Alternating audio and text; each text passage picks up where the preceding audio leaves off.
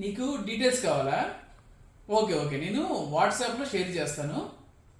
Yeah okay, మరి అయితే ఉంటా. ఎవరు కాల్ చేసింది? అదే చెప్పే కదా, మా ఫ్రెండ్ గృహ ప్రవేశం ఉందని, వాడు మన దగ్గర ఏమేమి రిటర్న్ గిఫ్ట్స్ ఉన్నాయో అడుగుతున్నాడు. మరి ఎప్పుడంటే వాళ్ళ ఫంక్షన్? మోస్ట్లీ నవంబర్లో ఉండొచ్చు. అది వీకెండ్ ప్లాన్ చేస్తున్నాడు.